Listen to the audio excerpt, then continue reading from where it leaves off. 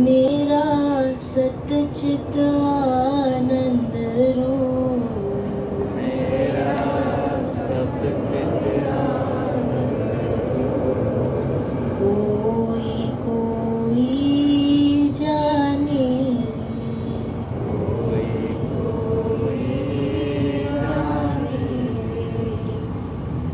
श्रोताओं के रूप में विराजित सभी पुण्यात्माओं को प्रणाम।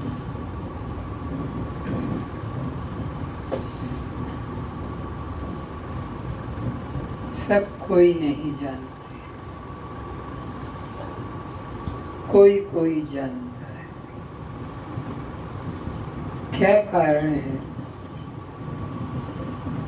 इस पर विचारना होगा। क्या भगवान या गुरु पक्षपात करते हैं? वो तो समदर्शी हैं।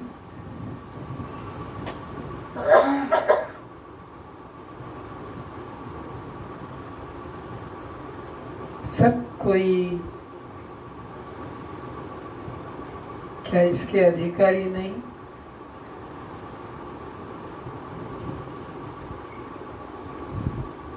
मनुष्य जीवन मात्र परमात्मा को पाने का अधिकार रखता है, और किसी योनि में परमात्मा की अनुभूति साक्षात्कार होना संभव नहीं। तो फिर कोई कोई शब्द का उपयोग क्यों दिया?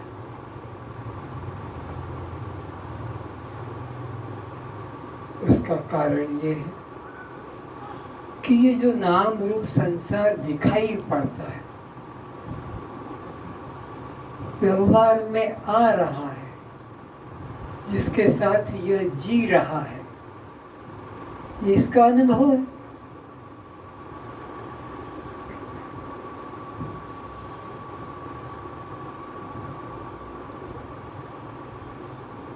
इसके लिए भगवान कृष्ण गीता के 2 अध्याय के 69 श्लोक में ये घोषणा कर रहे हैं, या निशा सर्वभूतानां तस्यां जागर्ति संयमी, यस्यां जागृति भूतानि सा निशा पश्यतो मुने। हे अर्जुन, ये अज्ञानी लोग इस संसार को ही सत्य मानते हैं, इसी को पाने के लिए अपना तन मन जीवन लगा रहे हैं, अपनी जान तक भी दे डालते हैं इस धन के लिए, इस पद के लिए, इस संतान के लिए, इस पत्नी के लिए, जबकि ये सब दुख रूप है, जबकि ये सब अनित्य है, सुख से रहित है, पर यह उसके सामने प्रत्यक्ष है। परमात्मा प्रत्यक्ष नहीं, परमात्मा आनंद रूप है, ये भी उनको विचार नहीं। पत्नी आनंद रूप है, पति आनंद रूप है, भोग आदि यह आनंद रूप है। परमात्मा के बारे में तो कोई खबर नहीं, पता भी नहीं, रुचि भी नहीं। तो संसारियों के लिए ये संसार ही सुख रूप, ये नित्य मालूम पड़ता है। पर जो तत्वदर्शी है, जो भाग्यशाली है, जो पुण्यात्मा है, जिनके अनंत जन्मों के पुण्य है, वो इस संसार को सुख रूप नहीं मानते, वो इसको नित्य नहीं मानते, वो आत्मा को ही नित्य जानते हैं, आत्मा को ही आनंद रूप जानते हैं, आत्मा को ही सुख रूप जानते हैं। तो उनके लिए ये संसार अनित्य और दुख रूप त्याज्य है। अज्ञानियों के लिए ये सुख रूप, ये नित्य और ये ग्राह्य है। तो अज्ञानी को जो ग्राह्य है, सुख रूप है, ज्ञानी को वो त्याज्य है और वो दुख रूप है। और जो तत्व ज्ञानी को सुख रूप ग्राह्य है, उस और ये संसारी लोग मुंह फेर कर पड़े हुए, उधर दृष्टि नहीं करते, उसका विचार ही नहीं करते। या निशा सर्वभूतानां तस्यां जागर्ति संयमी। संयमी योगी मुमुक्षु जाग रहा है, पाने में लगा है, उस ओर ही अपना तन मन धन जीवन लगा रहा है। संसारी उधर सोए हुए है, उनको पाने की कोई रुचि जिज्ञासा नहीं। और जिसमें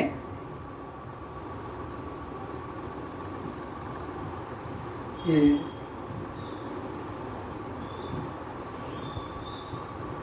संसारी जाग रहे हैं, ज्ञानी उस ओर सोया हुआ है, एक दूसरे के विपरीत विचारधारा।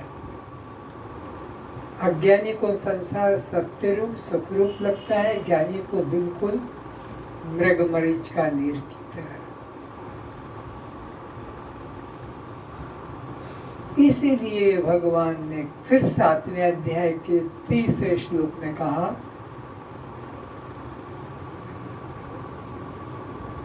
मनुष्याणां सहस्रेषु कश्चित् यतति सिद्धये यत्तमपि सिद्धानां कश्चिन् मां वेत्ति तत्वतः। अरे अर्जुन, ये आत्म तत्व के बारे में ये कोई साधारण चीज नहीं।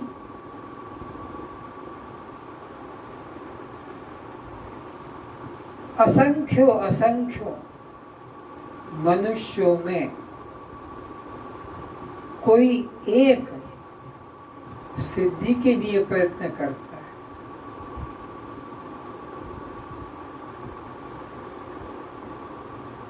पर उस सिद्धि को भी ठुकराकर कोई एक इस आत्म सिद्धि के लिए प्रयत्न करता है। मनुष्याणां सहस्रेषु कश्चित् यतति सिद्धये, फिर यत्तमपि सिद्धानां कश्चिन् मां वेत्ति तत्वतः। कोई एक आत्मा की ओर निकलता है।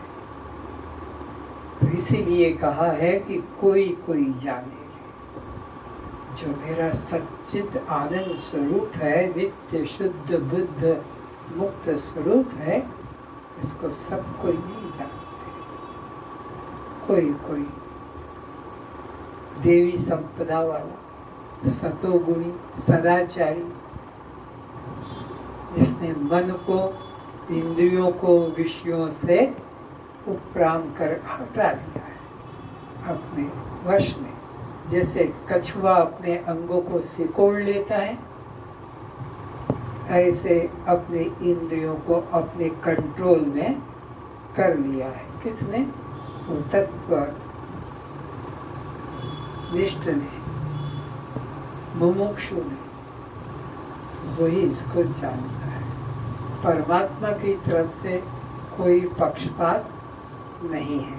परमात्मा का दरवाजा घर सबके लिए समान खुला हुआ है। बल्कि सही बात तो ये कि परमात्मा तो सब में ही घुसा हुआ है।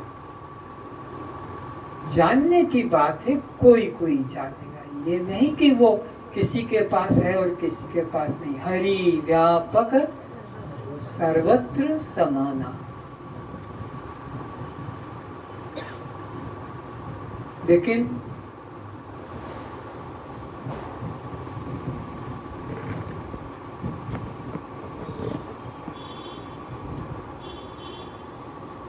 हीरा पड़ा बाजार में, हीरा पड़ा राख में, माटी में लिपटा है।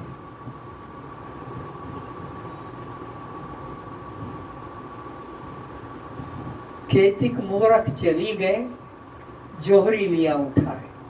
हीरा पड़ा बाजार में, राह में लपटाए, पैरों में धूल में, तो कितने उसको कुचल के चले जाते, पर जो जोहरी है वो उसको, क्योंकि उसको परख है, पहचान है। तो ये विषय भोगी लोग आत्मा के और आकर्षित नहीं होते। पर कोई राम जैसा, कृष्ण जैसा, सुखदेव जैसा, नानक, कबीर, तुलसी, मीरा, सुकरात, मंसूर जैसा उसको उठा लेता है, नहीं प्राप्त करने का चेष्टा करता है।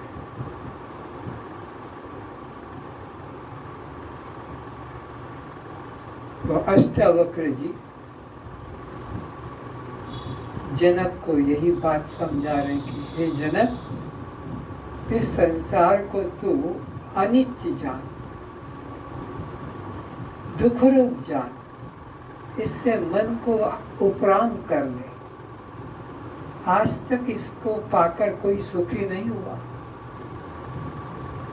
और मैं तेरी बात कह रहा हूं कि जब से सृष्टि है तब से ही तू चला आ रहा है, और तब से ही इस संसार को ही अपनाता हुआ आ रहा है, संग्रह करता हुआ आ रहा है। तू बता, सुख मिला? अनंत जन्मों से जिसके लिए तुम प्रयत्न कर रहे हो, जनक का मतलब है श्रोता लोग, अनंत जन्मों से यही तो तुम संग्रह कर रहे हो। मेरा, मेरी, मेरे, ये मेरा है, ये मेरी है, ये मेरे है, बस इन्हीं को संग्रह करते हुए आ रहे हो अनंत अनंत जन्मों से। लेकिन तुम्हारा खुद का तो अनुभव देखो कि क्या सुख मिला? नहीं, किंचित भी नहीं। दुखी दुख, दुखी दुख, अशांति अशांति, चिंता ही चिंता। तो अब इधर से मन हटा लो और एक जीवन सद्गुरु को या भगवान को दे डालो। इतने जन्म तो संसार को दिए तुमने, क्या मिला है ये तुम खुद देखो। तृप्त हो जाते तो आज ना मुझे आना पड़ता ना तुम्हें सुनना पड़ता, क्योंकि ये तो तुमने अनंत जन्मों से संग्रह किया, इनमें ममता की, अहंकार किया। तो अब एक जन्म दे डालो भगवान को, आप देख जो होगा देखा जाएगा। इतने जन्म दे लिए, संसार को कुछ नहीं मिला, अब एक जन्म गुरु के पीछे लगा दो, परमात्मा के पीछे लगा दो, देखो भाग्य पलट जाएगा। लेकिन इतना हिम्मत नहीं।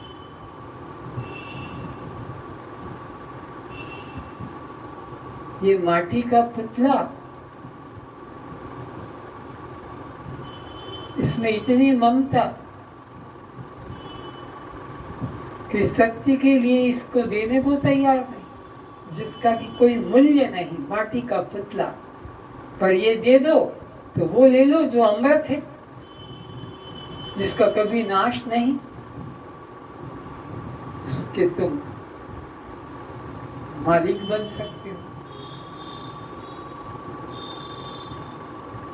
क्या है इसमें तुम्हारा? विचारो इसको भी कि क्या है, इसको खोल कर देखें। क्या क्या चीजें, हीरे जवाहरात, मणि माणिक्य, पुखराज मिलेगा, वो अंदर जो होगा उसको तुम देख भी नहीं पाओगे, इतनी नफरत, इतनी घृणा हो जाए। पर उसी को ही मैं और मेरा मानकर और अमृत को ठुकरा रहे। तो अष्टावक्र जी जनक को यही कह रहे हैं कि अब एक जन्म दे दे तो गुरु को, बहुत दिया तूने संसार को, क्या मिला उसमें?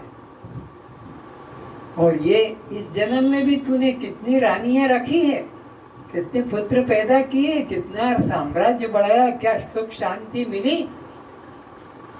अगर मिल गई होती तो मेरे आगे हाथ जोड़कर प्रार्थना नहीं करता कि मुझे संसार से वैराग्य कैसे हो, ज्ञान की प्राप्ति कैसे हो, मुक्ति का क्या रूप है, ये प्रार्थना ही नहीं करता अगर यहाँ सुख मिल जाता तो कर ले फैसला कि आ गया मैं अब आपके पास, अब मैं पीछे नहीं देखने वाला हूं, बस आपके पास आ गया, जो कहोगे जैसा कहोगे मुझे कोई अब आपत्ति नहीं, वही करूंगा जिसमें आप खुश होते हैं, आप प्रसन्न होते हैं, जो आप चाहते हैं मेरे लिए, मैं वही करूंगा। पढ़िए।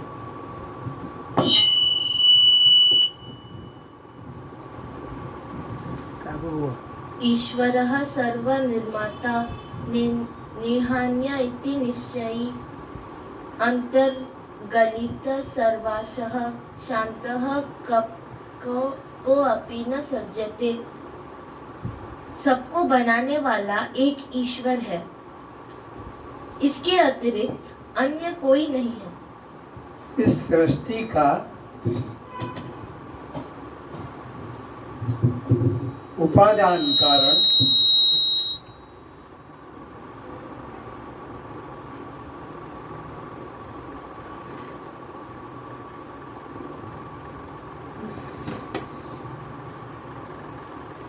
सृष्टि का उपादान कारण केवल एक है। संसार में कोई वस्तु पैदा की जाती है तो उसका उपादान कारण पृथक होता है और सहयोगी निमित्त कारण और अलग होते हैं। जैसे घड़ा, माठिया, तो ये माठिया कुम्हार निर्मित करता है, पर वो हवा में नहीं, आकाश में नहीं, माटी से उत्पन्न करता है। तो माटी हुआ उपादान कारण, और उससे जो आकार बनते हैं अपने उपयोगी, हम उनको एक एक नाम दे देते हैं कि यह तो सुराई है, ये माठिया है, ये दीपक है, यह और कुछ है। तो वहाँ माटी उपादान कारण है, उसमें पानी, अग्नि ये निमित्त कारण है। उपादान कारण कार्य रूप में स्थित रहता है। अलंकार का उपादान कारण स्वर्ण है, वो अलंकार रूप में स्थित है, लेकिन स्वर्णकार और उसके इंस्ट्रूमेंट वो निमित्त कारण है, बना के अलग हो जाते हैं। तो ये दंड चक्र कुम्हार के निमित्त कारण है, लेकिन वस्तु बनने के बाद में वो अलग होते हैं। कुम्हार भी अलग होता है। पर इस सृष्टि के बारे में यहाँ एक ही उपादान कारण है और वही निमित्त कारण है, वही सहयोगी कारण है, अलग अलग नहीं। कैसा? जैसे मकड़ी, स्पाइडर, वह तंतु निकालता है, उपादान कारण, और कंस्ट्रक्टर भी, डिजाइनर भी वही उसको बनाता है और फिर वापस वो लील भी लेता है। यहाँ कोई अन्य उपादान कारण नहीं इस सृष्टि का। जिसको ब्रह्मा कहते हो, विष्णु कहते हो, शंकर कहते हो, वो भी कोई अलग नहीं। केवल ये उपनिषद के 17 श्लोक में कहा मय्य सकलम जातम मयि सर्व प्रतिष्ठितम मयि सर्वम लयम याति तद अद्वय ब्रह्म अस्मि हम। अरे मेरे से ही ये सब उत्पत्ति होती है, मेरे से ही पालन होता है और मेरे से ही संहार होता है और सब मुझ में लीन होते हैं। वो ब्रह्म मैं ही हूँ। मुझे ही उत्पत्ति करने के कारण ब्रह्मा नाम दिया, मुझे ही पालन करने के नाम विष्णु नाम दे दिया और मुझे ही संहार करने के कारण शंकर नाम दे दिया। मय्येव सकलम जातम मयि सर्व प्रतिष्ठितम मयि सर्वम लयम याति तद अद्वय ब्रह्म अस्मि हम। वो अद्वय ब्रह्म मैं हूँ, उपादान कारण कोई अन्य नहीं, क्योंकि अद्वय तत्व में दूसरा तो आ नहीं सकता। तो यहाँ क्या समझना है कि कारण से कार्य अलग कभी होता नहीं। विचारना इस बात को कि तुम्हारे माटी से घड़ा कितनी दूर होगा? माठिया थोड़ा दूर, तो पास पास में। अरे पास पास नहीं, वो ही खास है, माटी ही घड़ा है। चूड़ी और सोना कितनी दूर होगा? तो फिर भीतर सोना है कि बाहर सोना है? तो ना भीतर है ना बाहर है। इस सृष्टि में केवल एक ही ब्रह्म, एक ही उपादान कारण सत्य है। तो फिर माठिया माटी से अलग नहीं, चूड़ी चेन सोने से अलग। तो ये जगत का उपादान कारण ब्रह्म है, तो उससे ये निर्मित जगत ब्रह्म से भिन्न। ये सिद्धांत कितना सरल कि कोई भी कार्य कारण से किंचित भी पृथक नहीं होता है। कार्य तो हम नाम दे देते हैं उपयोगिता के कारण, नहीं तो वो है ही नहीं, उसकी सत्ता ही नहीं। इसीलिए भगवान ने गीता के 2 अध्याय के 16 श्लोक में कहा नास्तो विद्यते भाव न भाव विद्यते सतः। हे अर्जुन, सत्य का कभी अभाव कभी नाश होता नहीं, और असत्य की तो कोई सत्ता ही नहीं, सत्ता ही नहीं, छूने को भी नहीं, देखने को भी नहीं।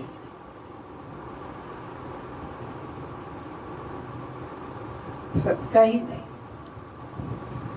अभी आपसे कहा जाए कि आप अपने शर्ट को छू के बताओ, कपड़े को छू के बताओ, नहीं छू पाओगे। क्यों? उसकी सत्ता ही नहीं। सत्ता तो उपादान कारण की है, सूत। तो जहां भी हाथ रखोगे वो सूत ही होगा। तुम बाह कह दो, कॉलर कह दो, जेब कह दो कि पजामा कह दो, कुछ भी कह दो, कार्य तो हमने नाम दे दिए हैं, लेकिन एकमात्र कारण ही है।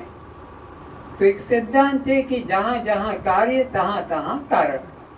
जहां जहां कार्य है, जो जो कार्य है वो कारण ही है।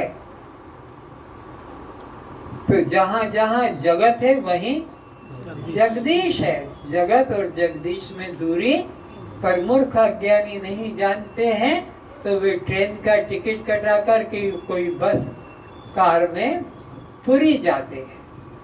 उनके लिए जगन्नाथ वहाँ है, जगत यहाँ है। कहाँ जा रहे हो? जगन्नाथ दर्शन के लिए। तो यहाँ क्या है? यह तो जगत है। तो ये जगत का उपादान कारण कौन है? जगन्नाथ। तो जहाँ कारण है, कार्य है, वहीं कारण है। तो तुम ब्रह्म से कितनी दूर हो सकते हो? ब्रह्म तुमसे कितनी दूर है? बोलो। 1-2 फीट भी नहीं, ऊपर नीचे भी नहीं, भीतर बाहर भी नहीं। ईश्वर सर्वभूतानां, सब भूत प्राणियों में। तो इस सिद्धांत को अगर हृदय में धारण कर लो आज अभी, तो अभी आनंद हो। न ध्यान, न समाधि, न त्यप, न तीरथ, न जप, न माला, न पूजा, न पठ, सब बकवास, सब व्यर्थ का ढोंग, पाखंड हो जाएगा। जब वो तत्व मैं ही हूँ, मुझसे बिल्कुल अलग नहीं। जैसे स्वर्ण से अलंकार किंचित भी दूरी पे नहीं, सूत से कपड़ा किंचित भी दूरी पे नहीं, काठ से फर्नीचर, खिड़की, दरवाजा, टेबल, कुर्सी, खाट थोड़ा भी दूर नहीं, लोहे से मशीनें थोड़ा भी दूर नहीं। तो फिर ब्रह्म से, परमात्मा से, ईश्वर से जीव कितनी दूर पर होगा? दूर है ही नहीं, दो है ही नहीं। दो होते तो दूरी होती। अब क्या बोला जाए और क्या सुनाया जाए? बात इतनी सी है, पकड़ लो तो अभी कल्याण, नहीं तो रोते आयो अनंत जन्मों से, अनंत जन्म रोते रहोगे कर करके। ये करूंगा तब मिलेगा, ऐसा करने से मिलेगा, वैसे। अरे मिलाया हुआ ही है, वो कभी तुमसे अलग हुआ ही नहीं। तो कार्य कारण से कभी भिन्न, तो जो कार्य है वो कौन है? कारण ही है। तो ये जगत कार्य है, ये जगत क्या है? इसका उपादान कारण कौन है? परमात्मा। सृष्टि का रचयिता उपादान कारण कौन है? तो परमात्मा कारण है और उससे निर्मित यह जगत क्या है? वो कार्य है। तो कारण से कार्य में कभी दूरी नहीं होती। तो तुम अपने को कार्य मान लो, तब भी कल्याण हो जाएगा, क्योंकि वो कारण से कार्य कभी अलग। वैसे तो अंश से अंश कभी अलग होता ही, अंशी से अंश अलग नहीं होता है। इसलिए का ईश्वर अंश जीव अविनाशी। ममे वांशो जीव लोके जीववत सनातन। तो ये सनातन जीव आज कल का नहीं। रामकृष्ण तो बाद में आए। कितने रामकृष्ण तुम्हारे सामने से निकल कर चले गए, कितनी सृष्टियां तुम्हारे सामने से आके चली गई, कितने ही अवतार, कितने ही संत तुम्हारे सामने से आकर चले गए, नमस्कार करके तुम्हें चले गए, हाथ जोड़ के तुमको। क्योंकि जो भी संत आता है हाथ जोड़ते हैं, जो भी अवतार होते हैं सब हाथ जोड़ते हैं, सब चले जाते। पर तुम सनातन, अडिग हो, अचल हो अपने स्थान पर। तो निश्चय कर लो, अविचार कृतो बंधो विचारान मोक्ष भवति। पैंगल उपनिषद कहता है अविचार से ही तुम अपने को दुखी मान रहे हो और उसको अलग जान रहे हो और पाने के लिए भटक रहे हो, साधन कर रहे हो। अरे अविचार से ये है, विचार करो तो तुम स्वयं ही अहम ब्रह्मास्मि, अयम आत्मा ब्रह्म अनुभव में आ सकता है। आगे, सबको बनाने वाला एक ईश्वर है। सबको बनाने वाला, जो भी कार्य है उसका कारण तो एक ही है। तो सबको बनाने वाला एक ही परमात्मा है, उपादान कारण। तो उससे भिन्न कोई भी कार्य नहीं। सबको बनाने वाला एक ईश्वर है, उसके अतिरिक्त अन्य कोई नहीं है। ऐसा निश्चय करने वाले पुरुष के अंतःकरण से सब प्रकार की वासना, आशा, इच्छाएं समाप्त हो जाती है। अब कुछ भिन्न हो, हमसे कुछ अन्य हो, तो उसे पाने के लिए मन आकर्षित होगा कि वो मुझे मिल जाए, वो मिल जाए, वो मिल जाए। जब दूसरा है ही नहीं तो अब किसकी वासना करेगा, किसकी कामना करेगा, किसकी इच्छा करेगा, और किसका ग्रहण और किसका त्याग करेगा? दूसरा है ही नहीं तो त्याग भी संभव नहीं, और दूसरा कुछ है नहीं तो ग्रहण करना भी संभव, क्योंकि दूसरा होने से ही ग्रहण या त्याग का भाव आता है। यत्र ही द्वैतमेव भवति तदितरम पश्यति तदितरम श्रोति तदितरम जिघ्रति। जब हमसे कोई भिन्न होगा तब तो उसके सूंघने की, पाने की, देखने की इच्छा करेंगे। जब हमसे कुछ है ही नहीं तो फिर और कुछ पाने की वासना भी नहीं होगी। उसका मन शांत हो जाता है। किसका मन शांत हो जाता है? जो जान लेता है कि सृष्टि में एक ब्रह्म के अलावा दूसरा कुछ भी नहीं है। तो फिर वो किसकी इच्छा करेगा, किसकी कामना करेगा? उसका मन बिल्कुल शांत हो जाता है। ऐसा ज्ञानी किसी भी अनात्म नाशवान जड़ पदार्थों में आसक्त नहीं होता है। तो ऐसा जो सद्गुरु प्राप्त भाग्यशाली जीवात्मा ऐसा ज्ञान, अद्वैतीय ज्ञान पाकर फिर वह संसार की तरफ से उपराम हो जाता है। फिर उसको कोई भी पदार्थ अपनी तरफ आकर्षित, फिर उसके मन में लालसा कि ये मुझे मिल जाए तो मैं सुखी हो जाऊं। अज्ञानी हर दिन हर समय परिवर्तन करके कि ये मिले तो मैं सुखी हो जाऊं, पर उसको कोई पदार्थ अपनी तरफ आकर्षित, क्योंकि जान लेता है कि ये सब सारहीन है। जैसे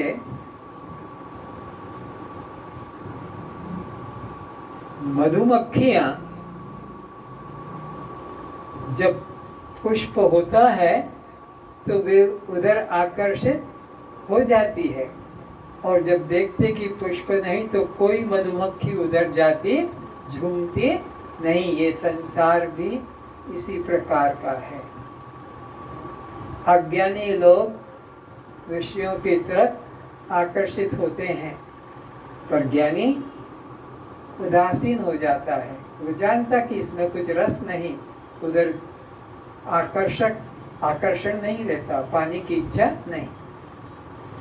अष्टावक्र जी सृष्टि की रचना संबंध में समझा रहे हैं कि ईशावास्यम इदं सर्वम यत्किंच जगत्याम जगत, अर्थात अखिल ब्रह्मांड में जो कुछ चराचर है वह सब एक ईश्वर से व्याप्त है।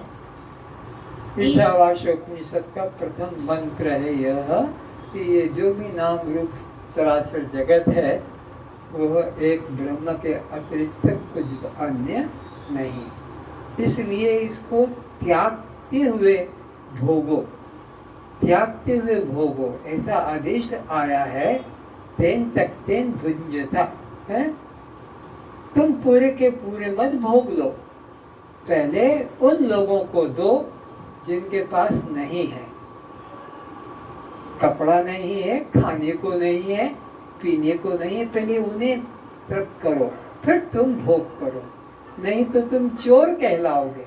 भगवान ने गीता में अर्जुन को बताया कि जो दूसरों को भूखा देखकर, नंगा देखकर उन पर विचार नहीं करता और उनको सहयोग नहीं करके अपना ही खूब ठाट वाट से रहता है, वो चोर कहलाता है। और दूसरों को देकर लेता है वो दानी कहलाता है। इसलिए दानी बनो, चोर मत बनो, क्योंकि यहाँ की सारी वस्तु परमात्मा की। जन्म से मृत्यु तक जो जो तुमने संग्रह किया है, प्रकट या अप्रकट, वो सब परमात्मा की प्रॉपर्टी है। तुम्हारा उसमें किंचित भी, एक पत्र भी तुम्हारा नहीं, एक पुष्प भी तुम्हारा नहीं। तुमने बहुत संभाल के रखा है, बहुत अपने ताले में, लॉकर में रखा है, लेकिन मरते समय तुम सुई भी नहीं ले जा सको। सुई कितनी छोटी है, सुई वो भी नहीं जाएगी। हवाई जहाज तुम्हारा है, कारें तुम्हारी है, ट्रेन तुम्हारी है, तुमने शहर भी अपना बना लिया होगा, लेकिन मरते समय तो एक सुई भी नहीं ले जा सकोगे। इसलिए दानी बनो, चोर मत बनो। भगवान ने यही कहा कि जो है लगाओ, परमात्मा के ही लिए लगाओ। ये सब परमात्मा रूप है, अपने लिए ही उसका उपयोग मत करो। जितना जरूरी है करो, बच्चे को दूसरों का सहयोग में आने दो, नहीं तो ये धन तुम्हारे लिए सर्प योनि तैयार कर रहा है, क्योंकि फिर सर्प योनि में जाकर इसकी तुम रक्षा करोगे।